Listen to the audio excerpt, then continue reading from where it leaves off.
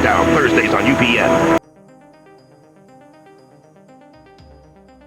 The first WWE show of 2003 and a rare live broadcast of SmackDown, with the company hoping to kick off the traditionally strong bounce-back period of business from January heading into WrestleMania season, was built on two of the most successful concepts from the previous year, with another heavily promoted wedding ceremony segment following the massive viewership spike for the Billy and Chuck segment in September 2002. Along with the official TV return match of the breakout main event Player of the Year, with Lesnar set to wrestle his first televised match in 2 months against Matt Hardy after subtly building it up since Lesnar jumped to the brand, opening the year with Rikishi vs Cena going 4 minutes, with Cena starting to find a niche with the now weekly freestyle rap promos on the way to the ring, followed by the company attempting to add more fuel to the Dawn and Al ceremony fire, with Dawn hyping her getting married without the wedding dress as another potential viewership stunt.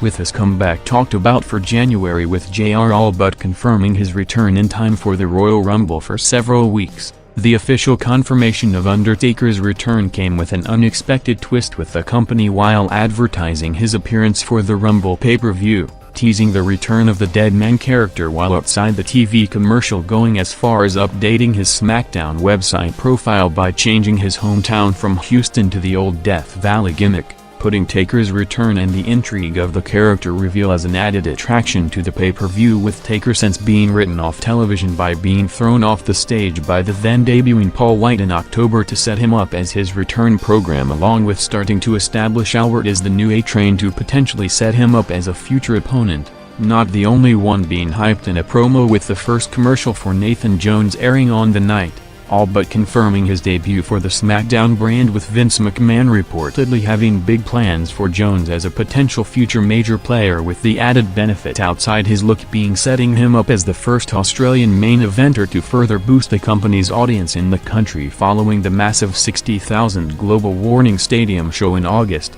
with another major name who at one point was publicly advertised by JR as targeting the Rumble for his return to the ring, not gonna recover in time, with Nash in an interview on Byte This during the week now setting WrestleMania as his new target date, talking about the original plans for the summer of 2002 before his quad injury in July, saying that he was scheduled for a long-term feud with both Hunter and Michaels to culminate in a match at SummerSlam, with the talked about plan, if making it in time, being resuming the first clean on-screen feud leading to Nash vs Triple H as the Raw World title match for WrestleMania 19. With SmackDown after slower growth throughout the first hour climbing to over 5.8 million viewers for the majority of the 13-minute Eddie vs Kidman match, with this ceremony segment coming up next.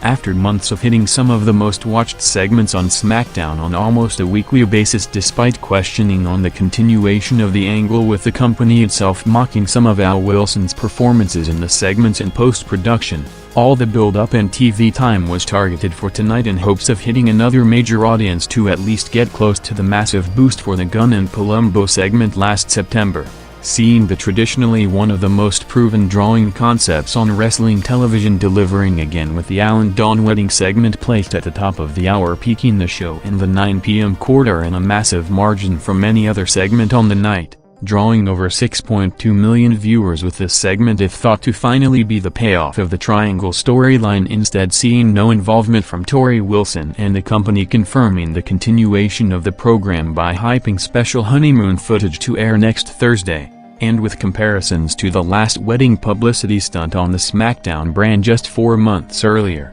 The segment, while drawing the peak audience of the night, not approaching the massive boost for the Gunn and Palumbo ceremony both in mainstream exposure and TV audience, with the September 12th angle hitting one of the most watched segments since the WWE name change, with over 7.5 million viewers, with the follow-up of the wedding scene Team Angle's debut in the ring, with Haas and Benjamin working their first main broadcast TV match straight into the top of the roster against Chris Benoit and Edge, going 7 minutes. ending with Angle interfering for the DQ finish to build up the heat for the Angle vs Benoit Rumble pay-per-view title match.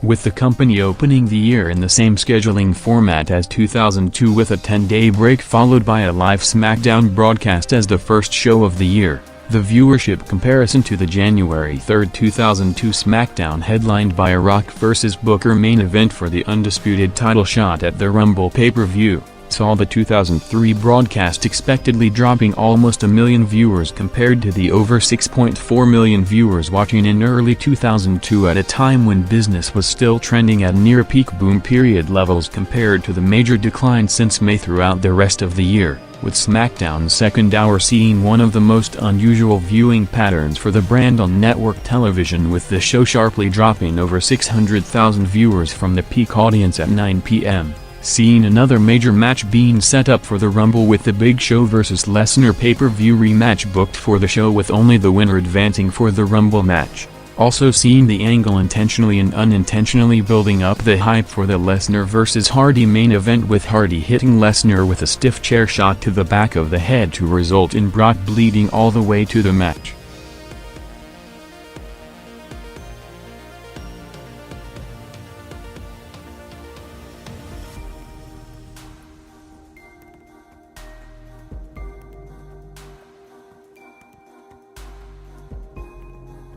Lesnar and Hardy made their entrances at 9:52 p.m. with Lesnar outside of his short squash against Shannon Moore on December 19, working his first TV match back since the Eddie match on November 7, days before suffering the rib injury, with Lesnar vs Hardy going 5 minutes in the final quarter, with Brock starting his first full year as the targeted top full-time performer in the company going over to close the show by calling out Big Show 17 days to the pay-per-view. Opening 2003 with SmackDown despite the special live broadcast and boosted hype for the ceremony segment drawing the routine audience of 5.5 million viewers, with the focus and higher expectations for the usual strong January rebound targeted for the Raw brand for the first show of the year this Monday.